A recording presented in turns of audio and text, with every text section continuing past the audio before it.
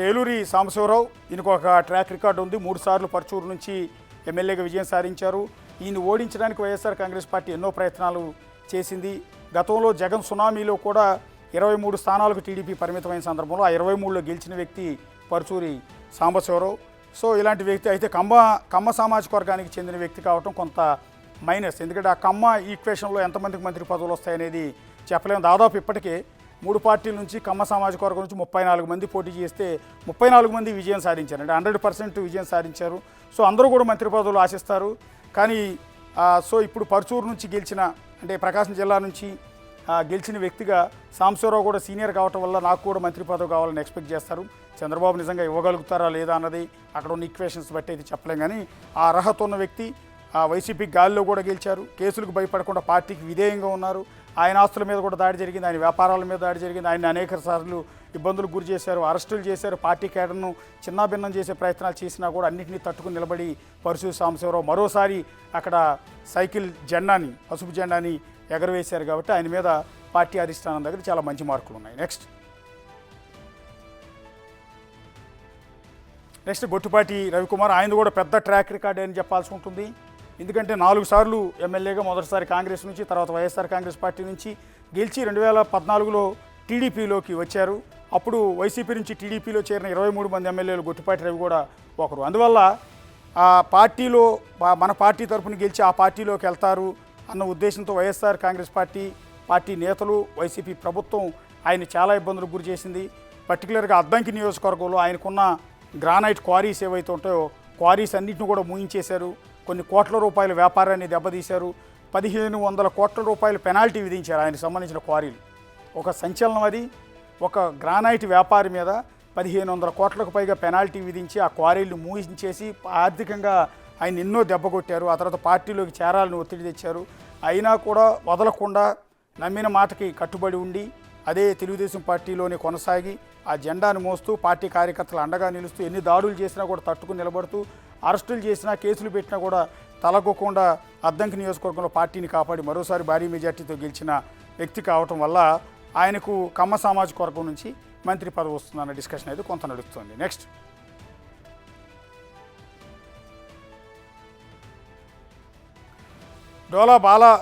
డోలా బాల వీరాంజనేయ స్వామి, కొండిపి నియోజకవర్గం. ప్రకాశం జిల్లాలో అత్యంత స్ట్రాంగ్ లీడర్, ఎస్సీ సామాజిక వర్గానికి చెందిన అత్యంత కీలకమైన నేత. వైఎస్ జగన్ సునామీలో 2019 ఎన్నికల్లో గెలిచిన 23 మందిలో వీరాంజనేయ స్వామి కూడా ఒకరు. అసెంబ్లీలో పార్టీ వాయిస్ని గట్టిగా వినిపించిన వ్యక్తి వీరాంజనేయ స్వామి. అసెంబ్లీలో ఆయన మీద దాడి జరిగింది. వైసీపీ నేతలు స్వయంగా స్పీకర్ ముందు ప్రొటెస్ట్ చేస్తున్న స్వామి పైన దాడి కూడా చేశారు. సో అంతటి వేవ్లో కూడా ఎమ్మెల్యేగా గెలిచి పార్టీ జెండాను మోశారు. ఎన్నో కేసులను ఫేస్ చేశారు. ఆర్థికంగా నష్టపోయారు. పార్టీ కేడర్కు ముందుండి నిలబెట్టారు. ఎన్నో ఒత్తిళ్లు చేసినా కూడా పార్టీ మారకుండా అలాగే నిలబడి మళ్ళీ పోటీ చేసి అక్కడి నుంచి గెలిచారు. కాబట్టి ఎస్సీ సామాజిక వర్గం నుంచి ఖచ్చితంగా క్యాబినెట్లో ఉండే వ్యక్తి స్వామి. మిగిలిన వాళ్ళ విషయంలో కాస్త కూస్తో డౌట్గా చెప్పొచ్చు, కానీ స్వామి విషయంలో అయితే గ్యారంటీ. ఎందుకంటే పార్టీ అధిష్టానం అండదండలోనే చంద్రబాబు నాయుడు దగ్గర చాలా మంచి నేమ్ ఉంది ఆయనకి. పార్టీ కేడర్లో కూడా, పార్టీ నాయకులందరిలో కూడా మంచి పేరుంది స్వామికి. సో ఈసారి ఖచ్చితంగా ఆయన క్యాబినెట్లో ఉండే అవకాశం మనకు కనిపిస్తుంది. నెక్స్ట్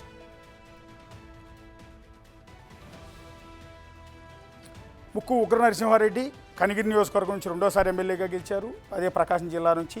సో ఈ కాంపిటీషన్లో ఎంతవరకు ఉగ్ర నరసింహారెడ్డికి మంత్రి పదవి ఇస్తారా అన్నది చూడాల్సి ఉంటుంది. గత ఎన్నికల్లో అయితే ఓటమి పాలయ్యారు. సో ఈసారి ఎక్కడైతే ఓడిపోయారో అక్కడ నుంచి మంచి మెజార్టీతో గెలిచారు. ప్రకాశం జిల్లాలో ఆయన జెండా ఎగరేశారు. సో ఈ నేపథ్యంలో ఆ ప్రకాశం జిల్లాలో బలమైన నేత, రెడ్డి సామాజిక వర్గానికి చెందిన నేత. అయితే రెడ్డి సామాజిక వర్గం నుంచి చాలామంది ఎమ్మెల్యేలుగా గెలిచారు కాబట్టి సో ఆ ప్రకాశం జిల్లా ఈక్వేషన్స్లో మంత్రి పదవి వస్తుందా లేదా అన్నది చెప్పలేము. బట్ ప్రాబబుల్స్లో రేసులో అయితే ఉగ్ర నరసింహారెడ్డి ఉన్నారని చెప్పొచ్చు. నెక్స్ట్ ఆనం రామనారాయణ రెడ్డి, ఆత్మకూరు, 6 సార్లు ఎమ్మెల్యే. ఆయన గురించి పెద్దగా మనం చెప్పాల్సిన అవసరం లేదు, అందరికీ తెలిసిందే. అంతటి సీనియర్ నేత, గతంలో కాంగ్రెస్ పార్టీలోనే మంత్రి. సో అందరిలో పార్టీలో ఉన్న సీనియర్లలో ఆయన ఒకరు. అప్పట్లో కాంగ్రెస్ పార్టీలో ఉన్నారు, ఆ తర్వాత వైఎస్ఆర్ కాంగ్రెస్ పార్టీలో చేరారు. సో చేరిన తర్వాత జగన్తో విభేదించి ఆయన టీడీపీకి చేరారు, టీడీపీకి అండగా నిలిచారు. ఆ తర్వాత ఎమ్మెల్సీ ఎన్నికల్లో వైసీపీ ఎన్ని ఆంక్షలు పెట్టినా కూడా విప్పును కూడా ధిక్కరించి ఆయన టీడీపీకి ఓటేశారు. సో జగన్ని బహిరంగంగా విమర్శించిన వ్యక్తి కావటం, సో చంద్రబాబు నాయుడు సమకాలీకుడు కావటం, సో చంద్రబాబు నాయుడికి ఆనం రామనారాయణ రెడ్డి అంటే మంచి గౌరవం ఉంది. ఈ నేపథ్యంలో ఆ కాంగ్రెస్ పార్టీలోనే ఆయన మంత్రిగా గతంలో ఎప్పుడో పనిచేశారు. నెల్లూరు జిల్లాలో ఆనం ఫ్యామిలీకి ఉన్న రెస్పెక్ట్ కానీ, ఆనం ఫ్యామిలీ అంటే ఏంటో అందరికీ ఎంత బలమైన ఫ్యామిలీయో కూడా అందరికీ తెలుసు. కాబట్టి అలాంటి ఆనం ఫ్యామిలీని క్యాబినెట్లో ఉంచడానికి చంద్రబాబు నాయుడు బహుశా ఆసక్తి చూపించే అవకాశం ఉంటుంది. సో ఈ నేపథ్యంలో ఆయన అనుభవాన్ని దృష్టిలో పెట్టుకుని ఆయనకు క్యాబినెట్లో బెర్త్ దొరికే అవకాశం అయితే మనకు కనిపిస్తుంది. నెక్స్ట్, వేమిరెడ్డి ప్రశాంత్ రెడ్డి కోవూరు మొదటిసారి ఎమ్మెల్యేగా, ఆమె భర్త వేమిరెడ్డి ప్రభాకర్ రెడ్డి ఆయన నెల్లూరు ఎంపీగా భారీ మెజార్టీతో గెలిచారు. మొదటిసారి రాజకీయాల్లో అడుగుపెట్టిన ఆవిడ కోవూరు నుంచి అక్కడ నల్లపురెడ్డి ప్రసన్న కుమార్ రెడ్డిని ఓడించి తొలిసారి అసెంబ్లీలో అడుగు పెడుతున్నారు. లాస్ట్ మినిట్లో వైసీపీ నుంచి టీడీపీలో చేరారు. అయినా కూడా మహిళా నేత, చాలా స్ట్రాంగ్ పర్సన్, వైసీపీ ప్రభుత్వంలో టీటీడీ బోర్డు మెంబర్గా కూడా పనిచేస్తున్నారు. సో ఈ నేపథ్యంలో వేమిరెడ్డి ప్రశాంత్ రెడ్డికి ఆ నెల్లూరు జిల్లాలో ధీటుగా అక్కడ ఉన్న వైసీపీ నేతలను ఎదుర్కొని నల్లపురెడ్డి ప్రసన్న కుమార్ రెడ్డి లాంటి వాళ్ళని ఓడించి ఇప్పుడు అసెంబ్లీలో అడుగు పెడుతున్నారు. కాబట్టి ఆవిడకి బహుశా మహిళా కోటాలో ఖచ్చితంగా మంత్రి పదవి దక్కే అవకాశం ఉందన్న ప్రచారం జరుగుతుంది. ఎంతవరకు గ్యారంటీ అనేది అయితే చెప్పలేము. నెక్స్ట్, కోటమిరెడ్డి శ్రీధర్ రెడ్డి నెల్లూరు రూరల్, ఈయనదొక పెద్ద ట్రాక్ రికార్డ్ అని చెప్పాల్సి ఉంటుంది. సో కోటమిరెడ్డి శ్రీధర్ రెడ్డికి ఉన్న అద్భుతమైన ట్రాక్ రికార్డు చూడాల్సి ఉంటుంది ఒకసారి. ఎందుకంటే ఆయన వైసీపీ తరఫున గత ఎన్నికల్లో గెలిచారు. కానీ నా ఫోన్ని ట్యాప్ చేస్తున్నారు, నన్ను అవమానిస్తున్నారు అంటూ అలిగేషన్స్ చేసి జగన్ లాంటి వ్యక్తిని ధీటుగా ఎదుర్కొని ఆయన ఆ పార్టీ నుంచి మారి బయటకు వచ్చారు.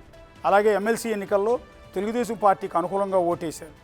సో బయటకు వచ్చిన తర్వాత మిగిలిన వాళ్ళు ఎవరు వైసీపీ గురించి కానీ జగన్ గురించి కానీ బహిరంగ విమర్శలు చేయడానికి భయపడే రోజుల్లో ధీటుగా నిలబడిన వ్యక్తి కోటమిరెడ్డి శ్రీధర్ రెడ్డి.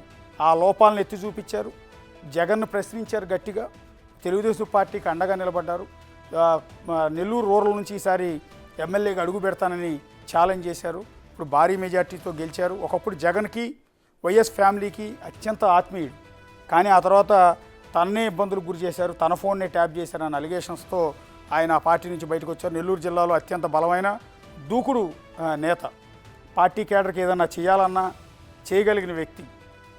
మిగిలిన చాలామంది నాయకుల్లాగా మాటలు ఇవ్వటమో కలిబుల్లి కబుర్లు చెప్పటమో కాదు, డైరెక్ట్గా యాక్షన్లో దిగే స్టాండ్ ఉన్న వ్యక్తి కోటమిరెడ్డి శ్రీధర్ రెడ్డి. సో కీలకమైన సమయంలో అత్యంత కష్టకాలంలో ఉంది టీడీపీ. 23 మంది ఎమ్మెల్యేలు పరిమితమై ఆ తర్వాత నానా ఇబ్బందులు పడుతున్న సందర్భంలో కూడా పార్టీకి అండాదండాగా నిలిచారు కోటమిరెడ్డి శ్రీధర్ రెడ్డి. అంతేకాకుండా చంద్రబాబు నాయుడు అరెస్ట్ అయినప్పుడు ఆ నెల్లూరు జిల్లాలో పార్టీ కేడర్ అంతా నిరుత్సాహపడిపోతున్న సందర్భంలో నేనున్నానంటూ ముందుండి పార్టీని నడిపించారు. అట్లాగే ఎవరైతే చంద్రబాబు నాయుడు కుటుంబానికి అండగా నిలిచారు కోటమిరెడ్డి శ్రీధర్ రెడ్డి. సో అలాంటి వ్యక్తి నెల్లూరు జిల్లా మొత్తాన్ని శాసించగలిగిన కెపాసిటీ ఉన్న ఆ వ్యక్తి కోటమిరెడ్డి శ్రీధర్ రెడ్డి. రెడ్డి సామాజిక వర్గం కావచ్చు, రెండు ఫైటర్గా చాలా మంచి నేమ్ ఉంది. సో ఎవరిని లెక్క చేయరు. సో రాజకీయ నాయకుడే కానీ రాజకీయాలు చేయడు, ఎవరు సాయం అడిగినా కూడా వాళ్ళ దగ్గరికి నేరుగా వెళ్ళి సాయం చేస్తారన్న మంచి నేమ్ ఉంది. కాబట్టి ఆయన క్యాబినెట్లో బెర్త్ అనేది గ్యారంటీగా ఉండే అవకాశం ఉంటుంది. సో అటు చంద్రబాబు నాయుడు దగ్గర, లోకేష్ దగ్గర కోటమిరెడ్డి శ్రీధర్ రెడ్డి అంటే మంచి పేరు ఉంది కాబట్టి ఆయన అడుగుపెట్టే అవకాశం ఉంటుంది. నెక్స్ట్, నారాయణ రెండోసారి ఎమ్మెల్యేగా నెల్లూరు సిటీ నుంచి ఆయన గెలిచారు. సో నారాయణ అసలు తెలుగుదేశం పార్టీలో అత్యంత కీలకమైన వ్యక్తి అని చెప్పాల్సి ఉంటుంది. టాప్ 5 తెలుగుదేశం పార్టీ నేతలు చంద్రబాబు నాయుడు, లోకేష్ ఇట్లా పేర్లు చెప్పుకుంటూ పోతే ఆ టాప్ 5లో ఉండే వ్యక్తి నారాయణ. ఆయన మీద ఎన్నో కేసులు పెట్టారు. ఆయన నారాయణ విద్యా సంస్థల మీద ఎన్నెన్నో కేసులు నమోదు చేశారు. ఒక దశలో ఆయన కూడా అరెస్ట్ చేశారు. 10th క్లాస్ పేపర్లు లీక్ అంటూ అరెస్ట్ చేసి జైలుకు పంపారు. అయినా కూడా తన వ్యాపారాల మీద దెబ్బేసిన, తన ఆస్తుల మీద దాడి జరిగిన, తన వ్యక్తిత్వం మీద దాడి జరిగిన, అమరావతి భూముల కుంభకోణంలో ఆయన పేరు ఇరికిచ్చిన, అమరావతి ఇన్నర్ రింగ్ రోడ్ స్కామ్లో ఆయన పేరు పెట్టించిన, ఇట్లా ఎన్ని చేసినా కూడా తట్టుకుని నిలబడ్డారు. పార్టీకి అండాదండాగా నిలబడ్డారు. పార్టీకి ఆర్థికంగా ఆదుకున్నది కూడా నారాయణే. తన వ్యాపారాలు, తన వ్యాపార సామ్రాజ్యం పూర్తిగా దెబ్బతింటున్నా కూడా లెక్క చేయకుండా పార్టీని ముందుండి నడిపించి, ఆర్థికంగా కూడా పార్టీని ముందుండి నడిపించి నెల్లూరు రూరల్ నుంచి రెండోసారి ఎమ్మెల్యేగా, రెండోసారి కాదు వాస్తవానికి ఆయన మొదటిసారి ఎమ్మెల్యేగా గెలిచారు. మా వాళ్ళు పొరపాటున వేసినట్టున్నారు నాకు తెలిసి. ఆయన మొట్టమొదటిసారి 2014లో పోటీ చేశారు, కానీ 2019లో పోటీ చేసి ఓడిపోయారు. అంతకుముందు ఎక్కడ కూడా పోటీ చేయలేదు నాకు తెలిసినంత వరకు. ఆయన మొదటిసారి 2014-19 మధ్య ఆయన ఎమ్మెల్సీ ఇచ్చారు చంద్రబాబు నాయుడు. ఎమ్మెల్సీ ఇచ్చి మంత్రి పదవి ఇచ్చారు. సో ఆ మంత్రిగా పనిచేశారు. మంత్రిగా పనిచేసిన 2019లో మొదటిసారి ఎమ్మెల్యేగా పోటీ చేసి ఓటమి పాలయ్యారు. ఇప్పుడు రెండోసారి పోటీలు చేసి ఎమ్మెల్యేగా విజయం సాధించారు. అంతేగాని 2 సార్లు ఎమ్మెల్యే అయినట్లేదు నాకు తెలిసినంతవరకు. నెక్స్ట్ ఏపీ క్యాబినెట్ రేసులో ఎన్ఎండి ఫరూక్, కర్నూలు జిల్లా, అది నంద్యాల, ఇప్పుడు కొత్తగా నంద్యాల జిల్లా ఏర్పడింది. నంద్యాల నుంచి గెలిచిన పార్టీ సీనియర్ మోస్ట్ నేత, మండలికి మాజీ చైర్మన్గా కూడా వ్యవహరించిన అనుభవం ఉన్న వ్యక్తి, వివాదరహితుడు, చంద్రబాబు నాయుడికి అత్యంత సన్నిహితుడు.